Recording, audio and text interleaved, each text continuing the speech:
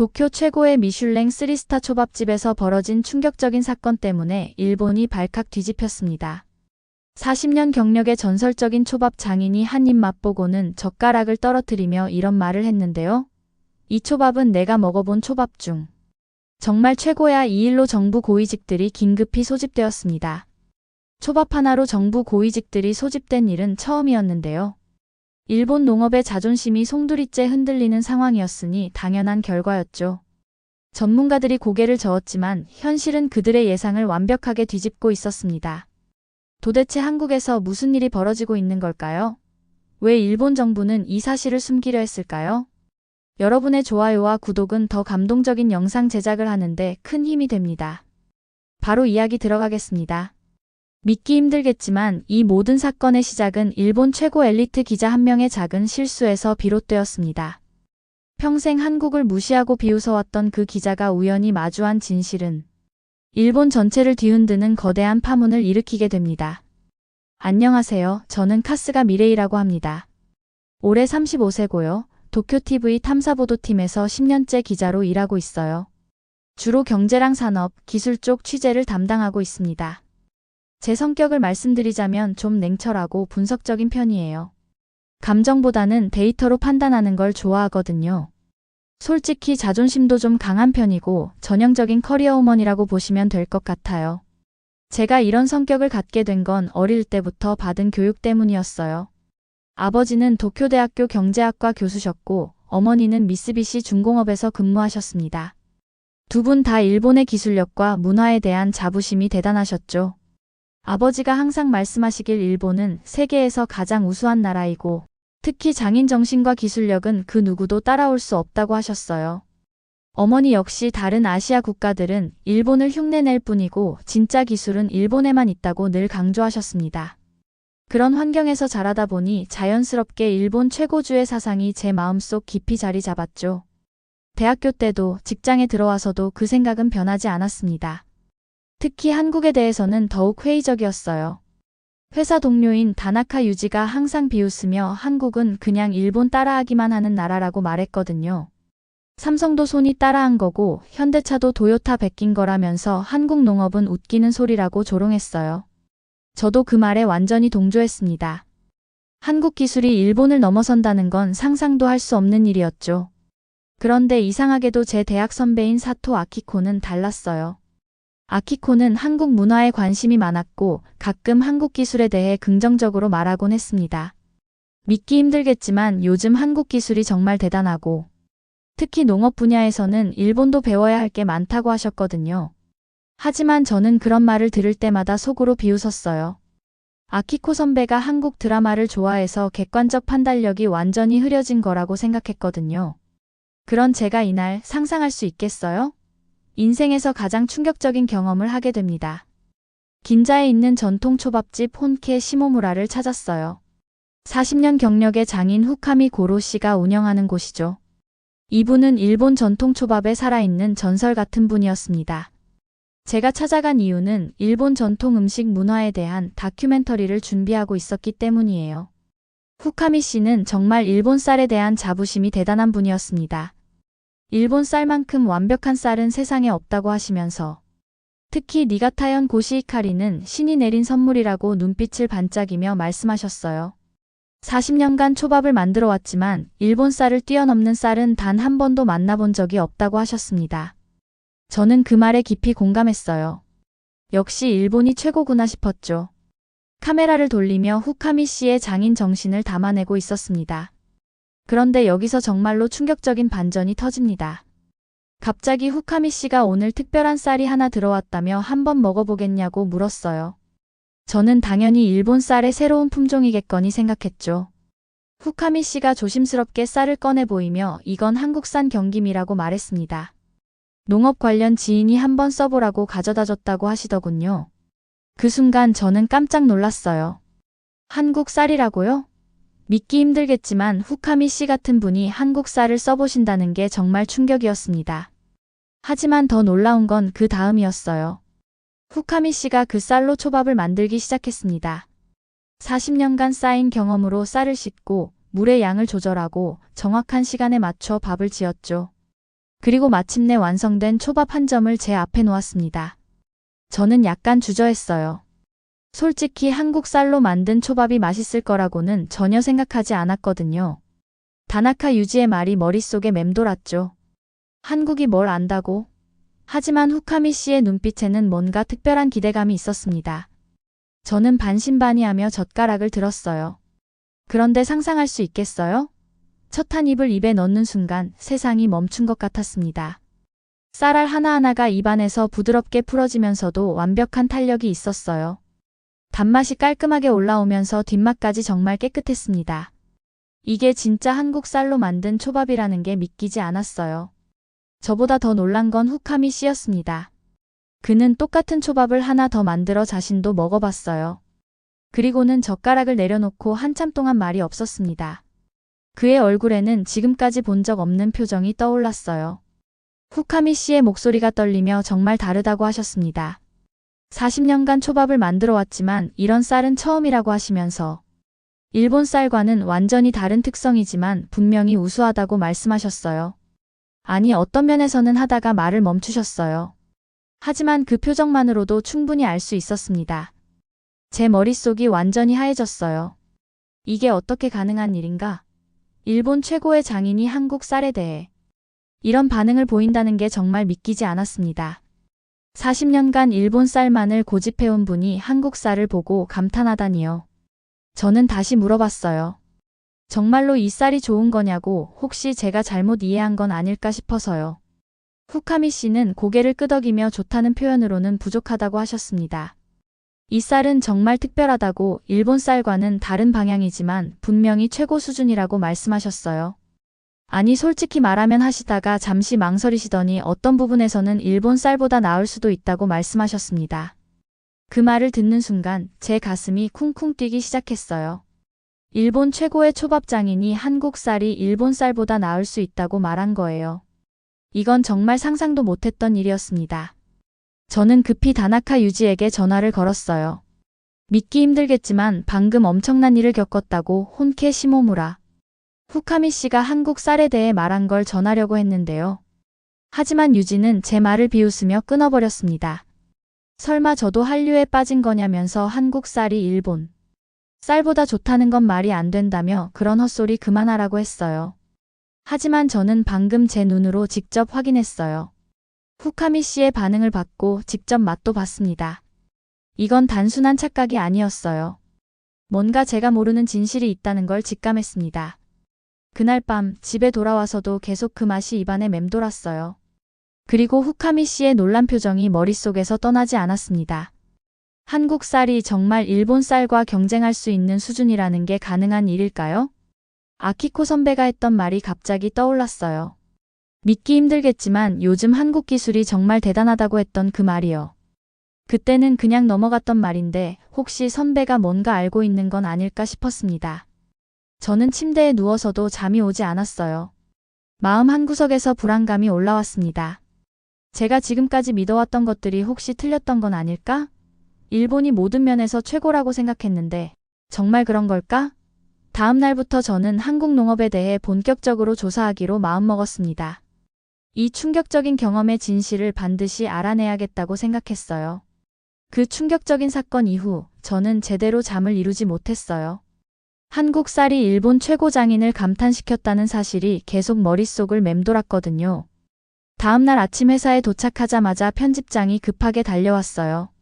얼굴이 새파랗게 질린 상태로 농림수산성에서 긴급 연락이 왔다고 하더군요. 한국 쌀 관련해서 즉시 취재진을 보내달라는 요청이었어요. 저는 깜짝 놀랐습니다. 제가 어제 겪은 일과 정확히 일치하는 상황이었거든요. 농림수산성 건물에 도착했을 때 평소와는 완전히 다른 분위기였어요.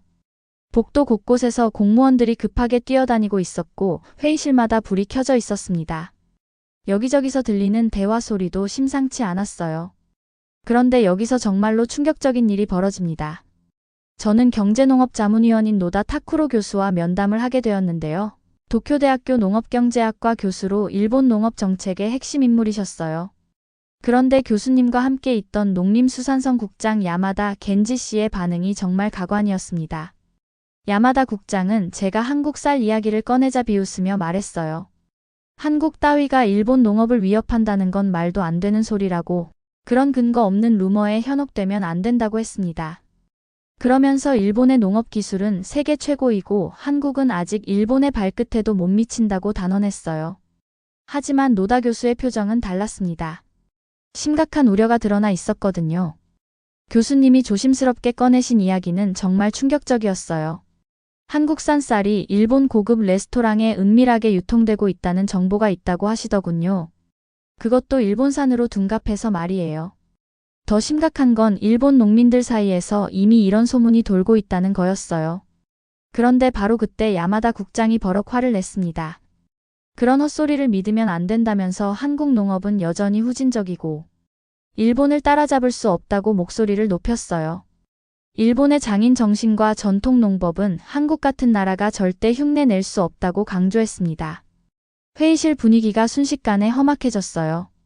노다 교수는 현실을 직시해야 한다고 주장했고 야마다 국장은 일본의 자존심을 지켜야 한다며 맞섰습니다. 저는 그 광경을 보면서 정말 당황스러웠어요. 정부 내부에서도 이렇게 의견이 갈리고 있다는 게 믿기지 않았거든요. 그런데 정말 중요한 순간이 왔습니다. 갑자기 회의실 문이 벌컥 열리면서 한 공무원이 급하게 뛰어들어왔어요. 손에는 긴급 보고서를 들고 있었는데 그 내용은 정말 충격적이었습니다. 도쿄 내 세계 프리미엄 레스토랑에서 한국산 쌀을 일본산으로 속여 판매하고 있다는 게 확인되었다는 거예요. 고객들은 그 쌀 맛에 극찬을 했고 일부는 지금까지 먹어본 일본 쌀 중 최고라고 평가했다는 내용도 있었어요. 그 순간 야마다 국장의 얼굴이 새하얘졌습니다. 하지만 여전히 인정하려 하지 않았어요. 분명히 조작된 자료일 거라고 한국이 일본을 모함하려고 꾸민 일이라고 주장했습니다. 일본 쌀의 우수성은 절대 변하지 않는다면서 목소리를 떨었어요. 노다 교수는 한숨을 쉬며 더 심각한 자료를 꺼내셨어요. 일본 농가의 수익성 분석 보고서였는데 작년 한 해 동안 폐농하는 농가가 전년 대비 23%나 증가했다는 충격적인 데이터가 나와 있었어요. 특히 젊은 농업인들이 농업을 포기하고 도시로 떠나는 비율이 급증하고 있다는 거였습니다. 교수님이 말씀하시길 일본 농업이 이미 위기에 빠져 있는데 정부가 현실을 외면하고 있다고 하셨어요. 한국의 스마트팜 기술과 품질 개선에 대해 제대로 분석하고 대응책을 마련해야 한다고 강조하셨습니다. 하지만 야마다 국장은 끝까지 버텼어요. 일본의 전통과 자존심을 포기할 수 없다면서 한국 기술을 인정하는 것 자체가 굴욕이라고 했습니다. 회의는 결론 없이 끝났지만 저에게는 정말 큰 충격이었어요. 정부 고위층조차 이렇게 현실을 부정하고 있다니요. 그날 저녁 집에 돌아와서 아버지에게 오늘 있었던 일을 말씀드렸어요. 그런데 아버지의 반응도 야마다 국장과 비슷했습니다. 한국 따위가 일본을 위협할 리 없다면서 그런 헛소리에 속으면 안 된다고 하셨어요. 아버지는 도쿄대학교 교수로서의 자존심 때문인지 한국 기술을 절대 인정하려 하지 않으셨습니다. 저는 그때 정말 혼란스러웠어요. 제가 직접 경험한 일과 주변 사람들의 반응이 너무 달랐거든요. 누구 말이 맞는 걸까요? 혼케 시모무라에서 본 후카미 씨의 놀란 표정이 계속 떠올랐어요. 그분의 40년 경험이 거짓말을 할 리는 없을 텐데 말이에요. 다음날 아키코 선배에게 전화를 걸었어요. 선배는 제 이야기를 듣고 전혀 놀라지 않으셨어요. 오히려 이제야 깨달았냐는 듯한 반응이었습니다. 선배가 말씀하시길 한국의 스마트팜 기술은 이미 몇 년 전부터 세계 최고 수준이었다고 하시더군요. 일본이 전통과 자존심에만 매달려 있는 사이 한국은 혁신적인 기술로 앞서 나갔다는 거였어요. 저는 점점 더 확신이 들었습니다. 직접 한국에 가서 그들의 농업 기술을 눈으로 확인해 봐야겠다고 생각했어요. 이 문제의 진실을 반드시 밝혀내야겠다고 다짐했습니다. 농림수산성에서 벌어진 그 충격적인 회의 이후 저는 정말 막막했어요. 야마다 국장의 완고한 태도와 아버지의 실망스러운 반응까지 겹치면서 어디서부터 손을 써야 할지 모르겠더군요. 그래도 진실을 밝혀내야겠다는 마음으로 일본 내에서 더 많은 자료를 찾아보기 시작했어요. 하지만 상황은 점점 더 절망적이 되어갔습니다. 먼저 일본 농업협동조합에 연락해서 한국산 쌀 유통 실태에 대해 문의했어요. 담당자는 처음에는 그런 일이 있을 리 없다고 단호하게 부인했습니다. 하지만 계속 추궁하자 결국 인정하더군요. 이미 몇 개월 전부터 일부 유통업체들이 한국산 쌀을 몰래 들여와 일본산으로 둔갑시켜 판매하고 있다는 거였어요. 더 충격적인 건 소비자들의 반응이었습니다. 한국산 쌀을 일본산으로 알고 먹은 고객들이 맛이 훨씬 좋다며 재구매를 요청하는 일이 급증하고 있다는 거예요. 저는 정말 믿기 힘들었어요. 일본 소비자들이 한국 쌀을 일본 최고급 쌀보다 더 선호한다는 게 가능한 일인가요? 다음으로 일본의 농업 연구기관들을 돌아다녀 봤어요. 도쿄농업대학교, 츠쿠바대학교, 홋카이도대학교까지 가서 농업 전문가들을 만났습니다. 하지만 어디서든 비슷한 반응이었어요. 모두들 한국 농업을 과소평가하면서 일본의 우수성만 강조했거든요. 그런데 정작 구체적인 데이터나 근거를 요구하면 명확한 답변을 못 하시더군요. 츠쿠바대학교의 한 교수는 아예 화를 내면서 한국 농업 따위를 일본과 비교하는 것 자체가 모독이라고 했어요. 일본의 전통과 장인 정신을 무시하는 처사라면서 면담을 거부하기까지 했습니다. 그때 저는 정말 절망적이었어요. 학계 전체가 현실을 외면하고 있는 것 같았거든요. 가장 충격적이었던 건 농림수산성 내부 공무원과의 비공식 면담이었어요. 익명을 조건으로 만난 그 공무원은 정말 심각한 이야기를 해줬습니다. 일본 농업이 이미 위기 상황에 빠져 있는데 정부가 의도적으로 이를 은폐하고 있다는 거예요. 한국산 농산물의 일본 유입이 급증하고 있지만 정치적 이유로 공개하지 못하고 있다고 했어요. 그 공무원이 보여준 내부 자료는 정말 충격적이었습니다. 작년 한 해 동안 일본 농가 소득이 평균 18% 감소했고 특히 젊은 농업인들의 이농 현상이 심각한 수준에 이르렀다는 내용이었어요. 더 심각한 건 일본 농산물의 국제 경쟁력이 급격히 떨어지고 있다는 분석 결과였습니다. 한국뿐만 아니라 중국, 태국 등 아시아 각국의 농업 기술이 일본을 추월하고 있다는 거였어요. 저는 그 자료를 보면서 정말 절망스러웠어요. 제가 그동안 믿어왔던 일본 농업의 우수성이 허상에 불과했다는 걸 깨달았거든요. 집에 돌아와서 아버지에게 이 모든 사실을 털어놓았어요. 하지만 아버지의 반응은 더욱 실망스러웠습니다. 그런 자료들은 모두 조작된 것이라면서 일본의 자존심을 포기할 수 없다고 하셨어요. 한국 따위가 일본을 앞설 수 있다는 건 절대 불가능한 일이라고 단언하셨습니다. 어머니도 마찬가지였어요. 미쓰비시 중공업에서 오랫동안 일하시면서 쌓인 일본 기술에 대한 자부심 때문인지 한국 기술을 인정하려 하지 않으셨어요. 가족들마저 현실을 부정하는 모습을 보면서 저는 정말 외로웠습니다. 회사에서도 상황은 마찬가지였어요. 다나카 유지를 비롯한 동료들은 여전히 한국 농업을 비웃었고 편집장도 한국 관련 기사는 시청률이 나오지 않는다며 소극적이었어요. 저는 점점 고립되어가는 느낌이었습니다. 그런 와중에 더 충격적인 소식이 들려왔어요. 제가 아끼던 후배 기자 스즈키 마이가 농업 관련 취재를 하다가 정신적 충격을 받고 휴직하게 되었다는 거였어요. 마이는 일본 농민들의 현실을 취재하면서 너무 참담한 상황을 목격했다고 했어요. 농업을 포기하고 도시로 떠나는 젊은이들, 빚에 시달리는 고령 농민들의 모습이 너무 충격적이었다는 거였습니다. 마이가 마지막으로 한 말이 저에게는 정말 큰 충격이었어요. 일본 농업이 정말 끝났다는 느낌이 든다고, 더 이상 희망을 찾을 수 없다고 했거든요. 그런 마이를 보면서 저도 정말 절망스러웠습니다. 저 역시 같은 길을 걸어가고 있는 건 아닐까 하는 두려움이 들었어요. 밤마다 잠들지 못하고 고민했습니다. 과연 제가 추구하는 진실이 의미가 있는 걸까? 모든 사람들이 부정하는 현실을 혼자서 받아들이는 게 옳은 일일까? 정말 막막했어요. 그런데 어느 날 밤 혼케 시모무라에서 겪었던 그 순간이 다시 떠올랐어요. 후카미 씨의 놀란 표정, 그리고 제가 직접 맛본 한국 쌀의 그 놀라운 맛이요. 그건 분명히 현실이었어요. 제가 상상이나 착각으로 만들어낸 게 아니었습니다. 저는 그때 깨달았어요. 모든 사람들이 현실을 부정한다고 해서 진실이 바뀌는 건 아니라는 걸 말이에요. 오히려 모두가 외면하고 있기 때문에 더욱 진실을 밝혀내야 한다는 사명감이 들었습니다. 다음 날 아침 저는 결심했어요. 직접 한국에 가서 제 눈으로 확인해 보겠다고 말이에요. 더 이상 일본에서 자료만 뒤지고 있을 수는 없었습니다. 진실과 마주할 시간이었어요. 절망의 나락에 빠진 저는 정말 막막했어요. 후배 마이의 휴직 소식까지 들으면서 저 역시 한계에 다다른 느낌이었거든요.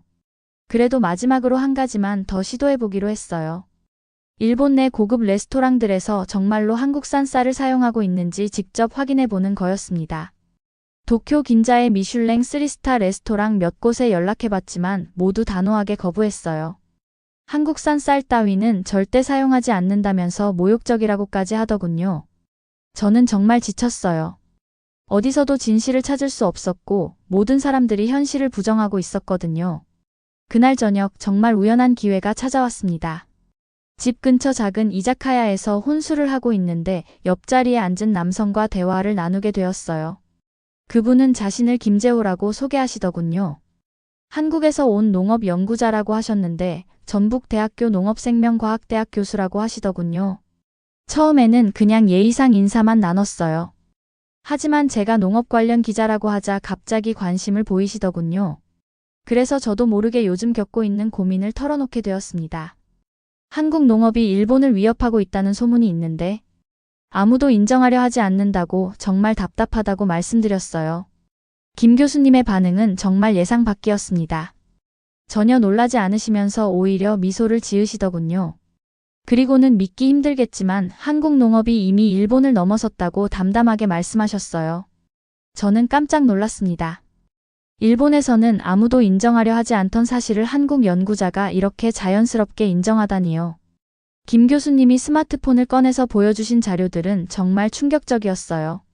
한국의 스마트팜 기술 동영상이었는데 거대한 온실에서 로봇들이 자동으로 작물을 관리하고 드론이 날아다니며 모든 걸 체크하는 모습이었거든요.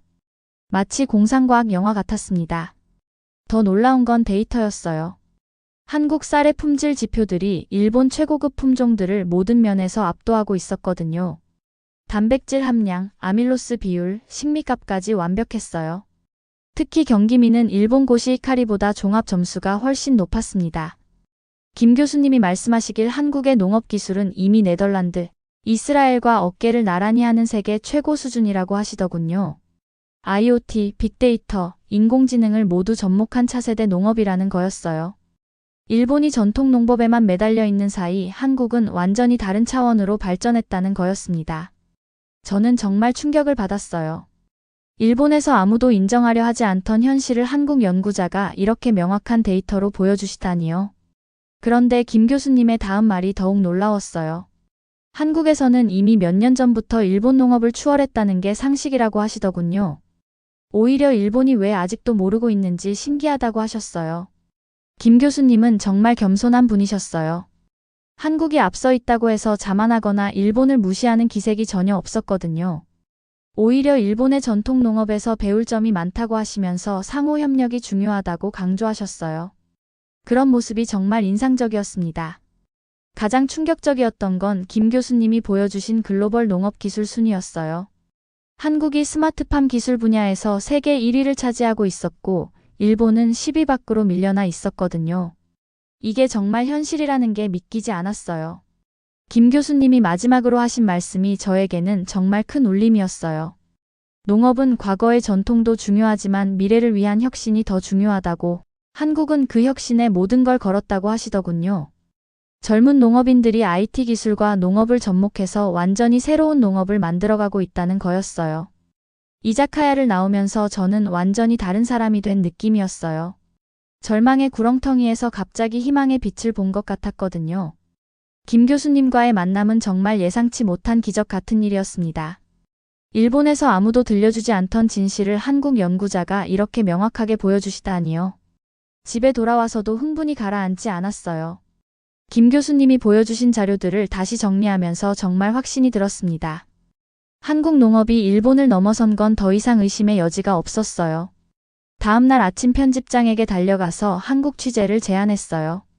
이번에는 확실한 근거가 있었거든요. 김 교수님이 주신 연락처와 함께 전북대학교 견학 허가까지 받을 수 있었어요. 편집장도 제가 가져온 자료들을 보고는 놀라면서 취재를 승인해 주셨습니다. 저는 정말 감격스러웠어요. 절망의 끝에서 만난 한국인 연구자 덕분에 새로운 희망을 찾게 되었거든요. 이제 진짜 진실과 마주할 시간이 왔다는 생각이 들었습니다. 한국에 가서 직접 그 놀라운 농업 기술들을 확인해 봐야겠다고 다짐했어요. 김재호 교수님과의 운명적 만남 이후 저는 정말 설레는 마음으로 한국행 비행기에 올랐어요. 김 교수님이 연결해 주신 전북대학교 농업생명과학대학 견학 일정이 잡혔거든요. 인천공항에 도착했을 때부터 뭔가 다른 느낌이었습니다. 공항 자체가 정말 현대적이고 체계적이었어요. 전주로 향하는 버스에서 창밖을 내다보니 깔끔하게 정리된 농지들이 눈에 들어왔는데 곳곳에 하얀 온실들이 반짝이고 있었어요. 일본의 농촌과는 뭔가 다른 느낌이었습니다. 전북대학교에 도착했을 때 김재호 교수님이 직접 마중 나와주셨어요. 그리고 저를 농업생명과학대학 스마트팜 연구센터로 안내해 주셨는데 건물 자체가 정말 미래적이었습니다. 유리로 된 거대한 온실과 최첨단 연구시설들이 한눈에 들어왔어요. 일본의 어떤 농업대학보다도 규모가 크고 현대적이었습니다. 첫 번째로 안내받은 곳은 AI 기반 작물 관리 시스템이었어요. 거대한 모니터들이 벽면을 가득 채우고 있었는데 실시간으로 온실 내부의 모든 데이터가 표시되고 있었거든요. 온도, 습도, 토양 산성도, 영양분 농도까지 수천 개의 센서가 24시간 모니터링하고 있었어요. 김 교수님이 설명해 주시길 이 시스템으로 작물 성장을 최적화할 수 있다고 하시더군요. 가장 놀라운 건 AI가 스스로 학습해서 최적의 환경을 만들어낸다는 거였어요. 인간의 개입 없이 컴퓨터가 알아서 물을 주고 영양분을 공급하고 온도를 조절한다는 거였습니다. 믿기 힘들겠지만 이 시스템으로 기존 농법보다 수확량이 평균 320% 증가했다고 하시더군요. 다음으로 본 건 드론 농업 기술이었어요. 연구센터 옥상에 올라가니 여러 대의 드론들이 정교하게 배치되어 있었습니다. 김 교수님이 태블릿으로 조작하자 드론들이 일제히 날아올랐어요. 그리고 온실 위를 정밀하게 스캔하기 시작했습니다. 드론에 장착된 고해상도 카메라와 각종 센서들이 작물의 상태를 세밀하게 분석하고 있었어요. 단순히 사진만 찍는 게 아니라 적외선 센서로 작물의 스트레스 상태까지 파악한다는 거였습니다. 병충해 발생 지역을 조기에 발견해서 정밀하게 방제할 수 있다고 하시더군요. 가장 충격적이었던 건 로봇 농업 시스템이었어요. 온실 안으로 들어가니 여러 대의 로봇들이 자동으로 움직이고 있었습니다. 어떤 로봇은 토마토를 정확하게 수확하고 있었고 다른 로봇은 잡초를 제거하고 있었어요. 심지어 파종부터 수확까지 모든 과정을 로봇이 담당할 수 있다고 하시더군요. 김 교수님이 보여주신 데이터는 정말 놀라웠어요. 로봇 농업으로 인건비를 80% 절감할 수 있고 24시간 작업이 가능해서 생산성이 비약적으로 향상된다는 거였습니다. 그런데 진짜 충격은 그 다음에 왔어요. 김 교수님이 쌀 연구소로 안내해 주셨는데 거기서 개발한 한국 쌀 품종들의 성능 데이터를 보여주셨거든요. 경기미, 청품벼, 삼광벼 등 다양한 품종들이 있었는데 모든 품종이 일본 최고급 쌀인 고시이카리를 뛰어넘는 성능을 보여주고 있었어요. 단백질 함량은 일본 쌀보다 15% 높았고 아밀로스 비율도 완벽했습니다. 특히 식미값이라는 지표에서는 일본 쌀을 압도적으로 앞서고 있었어요. 김 교수님이 설명해 주시길 한국은 DNA 마커 기술을 이용해서 원하는 특성을 가진 쌀을 정확하게 개발할 수 있다고 하시더군요. 맛, 영양, 수확량, 병충해, 저항성까지 모든 걸 최적화한 슈퍼 쌀을 만들어내는 거였어요. 더 놀라운 건 생산 비용이었습니다. 스마트팜 기술 덕분에 일본보다 40%나 적은 비용으로 더 좋은 쌀을 생산할 수 있다는 거였어요. 수확량도 일본보다 평균 35% 높다고 하시더군요. 이건 정말 경쟁이 안 되는 수준이었습니다. 김 교수님이 마지막으로 보여주신 건 글로벌 농업 기술 평가 자료였어요. 세계 농업기구에서 발표한 스마트팜 기술 순위에서 한국이 네덜란드를 제치고 세계 1위를 차지했다는 거였습니다. 특히 AI 활용도, IoT 기술 적용, 자동화 수준에서는 다른 나라들을 압도적으로 앞서고 있었어요. 일본은 15위에 머물러 있었습니다. 저는 정말 충격을 받았어요. 일본이 세계 최고라고 믿어왔는데 한국이 이미 모든 면에서 일본을 뛰어넘어 세계 정상에 올라서 있었던 거거든요. 김 교수님이 들려주신 한국 농업의 발전 과정도 정말 인상적이었어요. 불과 10년 전만 해도 한국 농업은 일본보다 뒤처져 있었다고 하시더군요. 하지만 정부가 스마트팜 육성에 집중 투자했고 젊은 농업인들이 IT 기술과 농업을 접목하면서 혁신적인 변화가 일어났다는 거였어요. 특히 삼성, LG 같은 대기업들도 농업 분야에 뛰어들면서 기술 발전 속도가 급격히 빨라졌다고 하셨습니다. 가장 인상 깊었던 건 젊은 농업인들의 이야기였어요. 김 교수님이 소개해주신 30대 청년 농업인은 정말 놀라운 분이었습니다. 컴퓨터공학을 전공한 후 농업에 뛰어들어서 완전히 새로운 농법을 개발했다고 하시더군요. 그분의 스마트팜에서는 모든 작업이 스마트폰으로 조절된다는 거였어요. 해외 출장 중에도 스마트폰으로 온실 환경을 관리할 수 있다고 하시더군요. 그분이 직접 설명해 주신 수익성 데이터는 정말 충격적이었어요. 기존 농법보다 소득이 5배 이상 늘어났다고 하시더군요. 그것도 훨씬 적은 노동력으로 말이에요. 젊은 농업인들이 이런 혁신을 주도하고 있다는 게 정말 대단했습니다. 전북대학교를 떠나면서 저는 완전히 다른 사람이 된 느낌이었어요. 한국 농업의 기술력이 일본을 넘어서서 세계 최고 수준에 올라 있다는 걸 확실하게 확인했거든요. 이건 더 이상 의심의 여지가 없는 명백한 사실이었습니다. 김 교수님이 마지막으로 하신 말씀이 정말 인상적이었어요. 기술의 발전도 중요하지만 그보다 더 중요한 건 사람이라고. 한국 농업의 진짜 힘은 혁신을 두려워하지 않는 사람들에게서 나온다고 하시더군요. 그런 정신이야말로 한국 농업이 세계 최고가 될 수 있었던 진짜 비결이라는 거였습니다. 전북대학교에서 본 충격적인 기술들로 머릿속이 완전히 뒤바뀐 저는 다음 목적지인 고흥 스마트팜 혁신밸리로 향했어요. 김재호 교수님이 한국 농업의 진짜 모습을 보려면 반드시 가봐야 한다고 강력히 추천해 주신 곳이었거든요. 전라남도 고흥까지 가는 길에도 계속 놀라운 광경들이 펼쳐졌습니다. 고속도로 양쪽으로 보이는 농지들이 모두 체계적으로 정리되어 있었고 곳곳에 현대적인 온실들이 반짝이고 있었어요. 일본의 농촌 풍경과는 완전히 다른 느낌이었습니다. 고흥 스마트팜 혁신밸리에 도착했을 때 저는 정말 눈을 의심했어요. 이게 정말 농장이 맞나 싶을 정도로 미래적인 모습이었거든요. 거대한 유리 온실들이 끝없이 펼쳐져 있었고 그 사이사이로 연구동과 교육시설, 심지어 숙박시설까지 완벽하게 갖춰져 있었어요. 마치 하나의 작은 도시 같았습니다. 견학을 안내해 주신 담당자분이 설명해 주시길 이곳은 단순한 농장이 아니라 농업 혁신의 메카라고 하시더군요. 전 세계에서 농업 관련 연구자들과 창업가들이 찾아오는 곳이라는 거였어요. 네덜란드, 이스라엘, 미국 등 농업 선진국에서도 한국의 기술을 배우러 온다고 하시더군요. 첫 번째로 본 온실은 정말 압권이었어요. 축구장 10개를 합친 크기의 거대한 공간에 수만 그루의 토마토가 자라고 있었는데 놀라운 건 사람이 거의 보이지 않는다는 거였어요. 모든 작업이 자동화되어 있었거든요. 로봇들이 정확하게 토마토를 수확하고 있었고 드론이 주기적으로 날아다니며 작물 상태를 체크하고 있었어요. 담당자분이 자랑스럽게 말씀하시길 이 온실 하나에서 연간 생산되는 토마토가 기존 농법의 농장 50개 분량과 맞먹는다고 하시더군요. 그것도 농약 사용량은 90% 줄이면서 말이에요. 품질도 훨씬 뛰어나서 일본과 유럽으로 수출하고 있다고 하셨습니다. 다음으로 본 딸기 온실은 더욱 놀라웠어요. 수직 농법으로 층층이 쌓인 딸기밭에서 로봇팔이 정교하게 딸기를 따고 있었거든요. AI가 딸기의 익은 정도를 판단해서 최적의 시점에 수확한다는 거였어요. 심지어 크기별로 자동 분류까지 한다고 하시더군요. 담당자분이 보여주신 데이터에 따르면 이곳 딸기의 당도가 일반 딸기보다 30% 높다고 했어요. 수출 단가도 일본산보다 높다는 거였습니다. 가장 충격적이었던 건 쌀 연구 단지였어요. 거기서 김재호 교수님이 전북대학교에서 보여주셨던 그 놀라운 쌀들이 실제로 재배되고 있었거든요. 경기밀을 비롯해서 여러 품종들이 완벽하게 관리되고 있었는데 생육 상태가 정말 완벽했어요.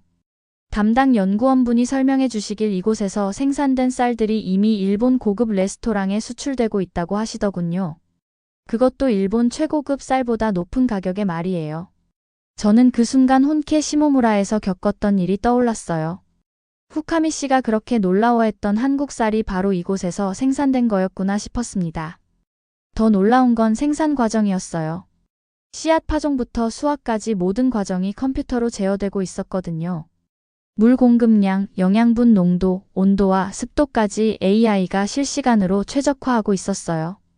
연구원분이 말씀하시길 이런 정밀 농업으로 쌀의 품질을 획기적으로 향상시킬 수 있다고 하시더군요. 견학 도중에 정말 감동적인 장면을 목격했어요.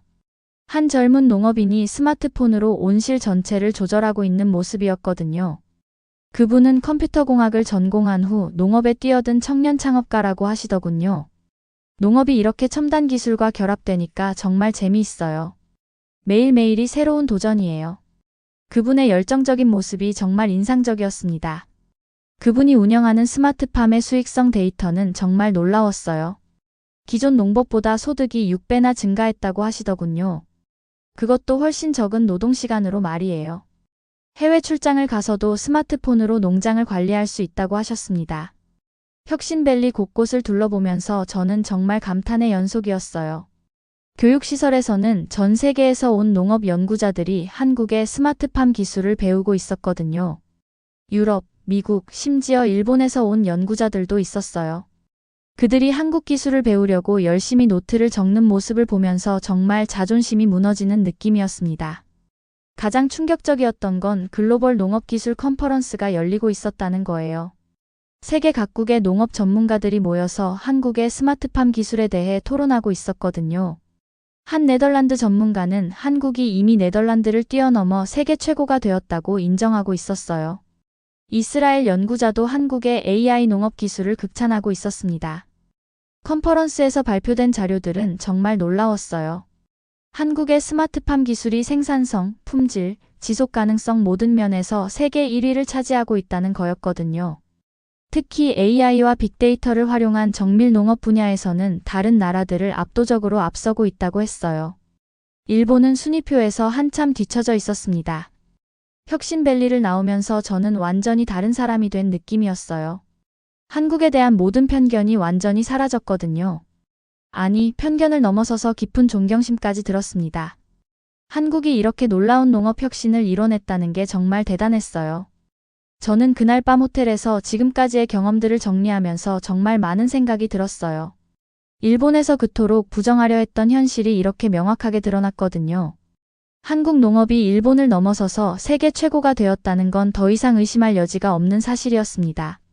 다음날 김재호 교수님께 감사 인사를 드리면서 정말 솔직한 마음을 털어놓았어요.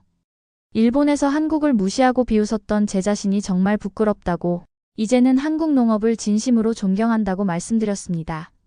김 교수님은 웃으시면서 이제 진짜 한일 농업 협력이 시작될 수 있을 거라고 하시더군요. 일본으로 돌아가는 비행기 안에서 저는 정말 설렜어요. 이 놀라운 진실을 일본 사람들에게 알려야겠다는 사명감이 들었거든요. 한국 농업의 우수성을 부정하고 비웃던 모든 사람들에게 진실을 보여주고 싶었습니다. 한국에서의 마지막 날, 김재호 교수님이 특별한 곳으로 저를 안내해 주셨어요. 전주 한옥마을이었는데 농업기술과는 전혀 다른 한국의 모습을 보여주고 싶다고 하시더군요. 한옥마을에 들어서는 순간 정말 놀라웠습니다. 전통적인 한옥들이 아름답게 보존되어 있으면서도 현대적인 편의시설들이 완벽하게 조화를 이루고 있었어요. 마치 과거와 현재가 하나로 어우러진 느낌이었습니다. 김 교수님이 설명해 주시길 이곳이 바로 한국의 진짜 정신을 보여주는 곳이라고 하시더군요. 전통을 소중히 여기면서도 혁신을 두려워하지 않는 한국인의 마음가짐이 그대로 담겨 있다는 거였어요. 한옥마을을 걸으면서 저는 정말 많은 생각이 들었어요. 스마트팜에서 본 첨단 기술들과 이 전통적인 한옥들이 같은 나라에 공존하고 있다는 게 신기했거든요. 일본도 전통과 현대가 공존하지만 뭔가 다른 느낌이었습니다. 한국은 전통을 바탕으로 새로운 것을 창조해내는 느낌이었어요. 한 전통 찻집에서 김 교수님과 차를 마시면서 정말 깊은 대화를 나눴어요. 교수님이 한국 농업 혁신의 진짜 비밀을 털어놓으셨거든요. 기술도 중요하지만 가장 중요한 건 사람의 마음가짐이라고 하시더군요. 한국 사람들은 어려운 상황에서도 포기하지 않고 끝까지 도전하는 정신이 있다는 거였어요. 김 교수님이 들려주신 한국 농업 발전사는 정말 감동적이었어요. 불과 20년 전만 해도 한국 농업은 정말 어려운 상황이었다고 하시더군요. 젊은이들은 모두 농촌을 떠나고 고령화는 심각했고 경쟁력도 떨어져 있었다는 거였어요. 하지만 그때부터 한국은 완전히 다른 접근을 시작했다고 하셨습니다. 정부, 기업, 농민들이 모두 힘을 합쳐서 농업 혁신에 나섰다는 거였어요. 삼성, LG 같은 대기업들도 적극적으로 참여했고 젊은 인재들이 농업 분야로 뛰어들기 시작했다고 하시더군요. 가장 인상적이었던 건 실패를 두려워하지 않는 문화였어요. 김 교수님이 말씀하시길 한국에서는 실패해도 다시 도전할 수 있는 분위기가 있다고 하시더군요. 새로운 기술을 시도하다가 실패해도 그것을 학습의 기회로 여긴다는 거였어요. 그런 문화 덕분에 혁신적인 농업 기술들이 계속 나올 수 있었다는 거였습니다. 더 놀라운 건 공유와 협력의 정신이었어요. 한국의 농업 연구자들은 자신들의 기술을 독점하려 하지 않고 서로 공유한다고 하시더군요. 전북대학교, 농촌진흥청, 민간 기업들이 모두 협력해서 더 좋은 기술을 만들어낸다는 거였어요. 경쟁보다는 협력을 통해 함께 발전하는 문화라고 하셨습니다. 김 교수님이 특히 강조하신 건 젊은 세대의 역할이었어요. 한국의 젊은 농업인들은 농업을 단순한 1차 산업이 아니라 첨단 기술 산업으로 인식한다고 하시더군요. 컴퓨터, 스마트폰, AI를 자연스럽게 농업에 접목시키면서 완전히 새로운 농업을 만들어가고 있다는 거였어요.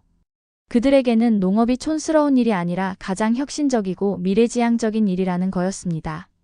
찻집에서 나와 한옥마을을 더 걸어보는데 정말 감동적인 장면들이 계속 펼쳐졌어요.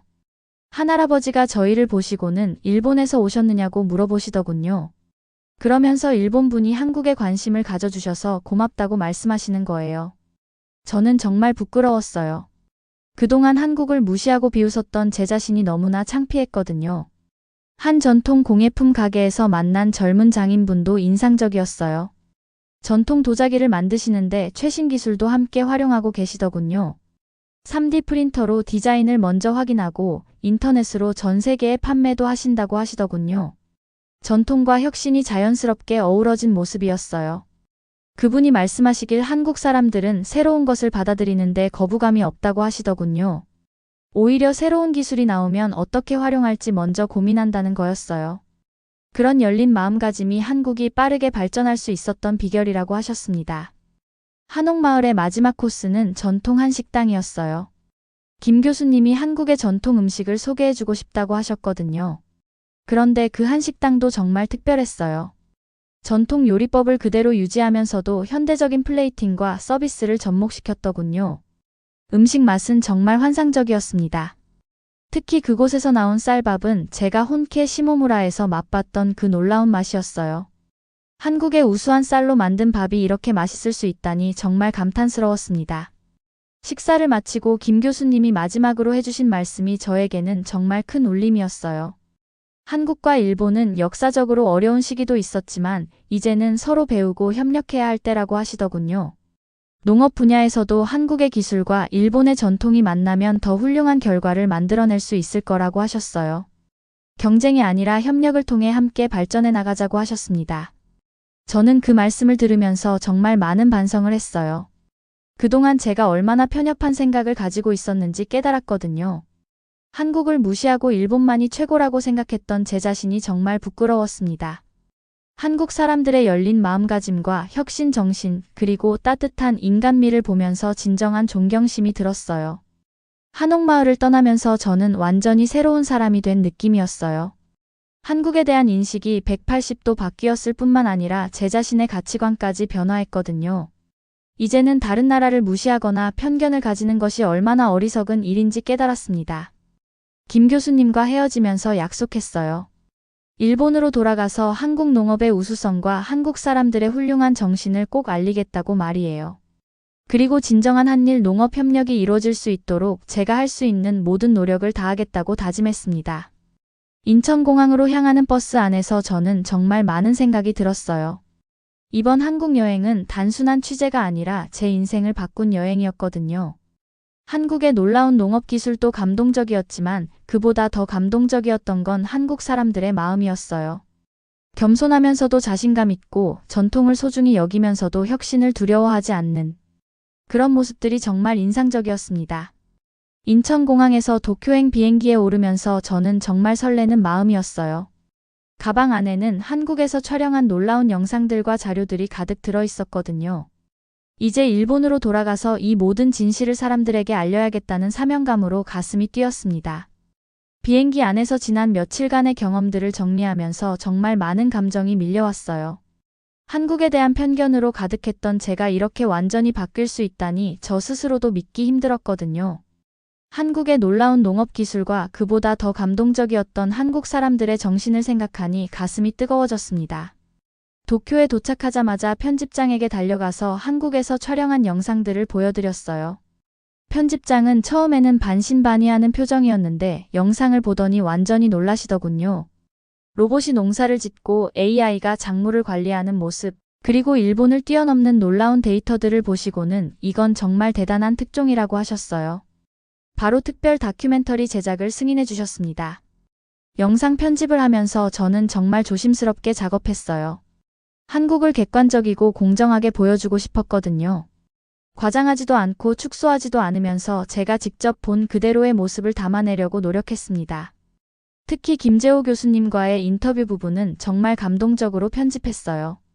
한국과 일본이 경쟁이 아니라 협력으로 함께 발전해 나가야 한다는 메시지를 강조했습니다.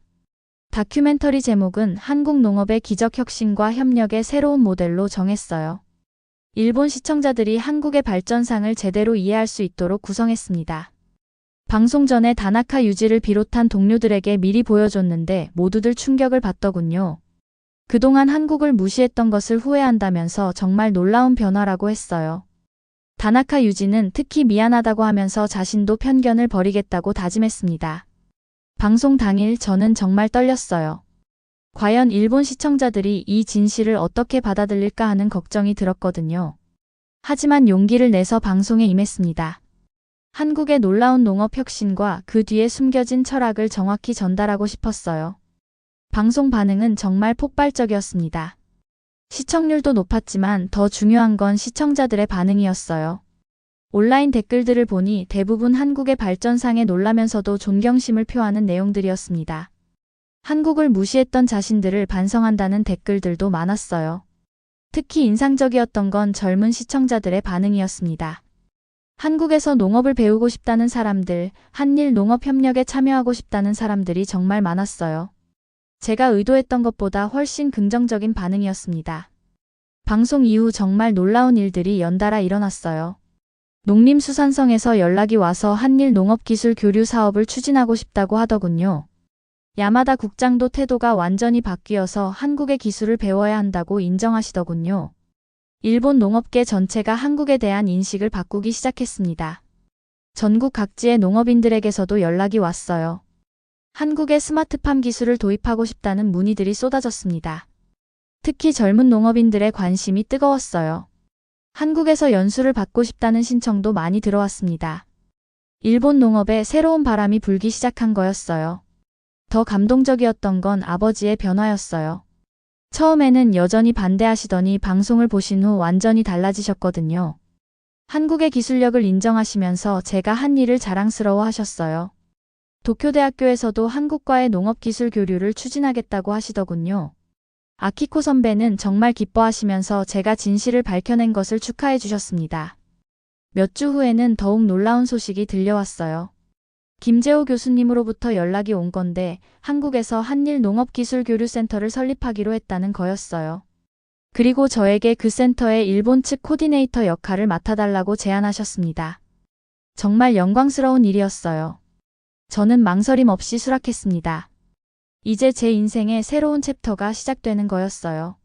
한국과 일본의 농업기술 교류를 통해 두 나라가 함께 발전할 수 있도록 돕는 일이라니 정말 의미 있는 일이었습니다.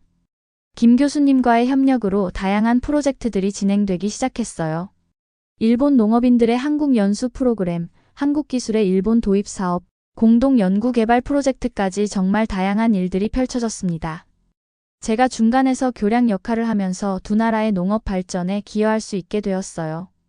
6개월 후 저는 다시 한국을 방문했어요. 이번에는 일본 농업인 대표단과 함께였습니다. 전북대학교와 고흥 스마트팜 혁신밸리를 견학하면서 일본 농업인들이 한국 기술에 감탄하는 모습을 보니 정말 뿌듯했어요. 제가 처음 한국에 왔을 때와 똑같은 반응이었거든요. 한옥마을에서 김 교수님과 재회했을 때 정말 감격스러웠어요. 교수님이 말씀하시길 제 다큐멘터리 덕분에 한일 관계가 새로운 전환점을 맞았다고 하시더군요. 이제는 경쟁이 아니라 진정한 협력의 시대가 열렸다고 하셨습니다. 그 말씀을 들으니 정말 가슴이 뿌듯했어요. 현재 저는 한일 농업기술교류센터에서 정말 보람찬 일을 하고 있어요. 매일매일이 새로운 도전이고 배움의 연속입니다. 한국의 혁신 정신과 일본의 장인 정신이 만나면서 정말 놀라운 시너지가 일어나고 있어요. 두 나라 농업이 함께 발전하는 모습을 보면서 제가 이 일에 참여할 수 있다는 게 정말 자랑스럽습니다.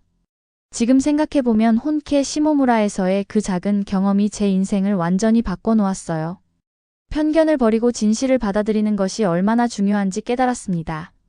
한국에 대한 무시와 비웃음이 얼마나 어리석은 일이었는지도 알게 되었어요. 이제 저는 확신합니다. 한국은 정말 대단한 나라라는 걸 말이에요. 농업뿐만 아니라 모든 분야에서 놀라운 발전을 이루고 있고 그 바탕에는 끊임없이 도전하고 혁신하는 한국 사람들의 정신이 있다는 걸 알게 되었습니다. 앞으로도 저는 한일 협력의 가교 역할을 계속해 나갈 겁니다. 두 나라가 서로를 이해하고 존중하면서 함께 발전해 나갈 수 있도록 최선을 다할 거예요. 한국에서 배운 열린 마음가짐과 혁신 정신을 일본에도 전파하고 싶습니다. 정말 자랑스러운 대한민국, 이제 저도 한국을 진심으로 사랑하고 존경하는 사람이 되었습니다.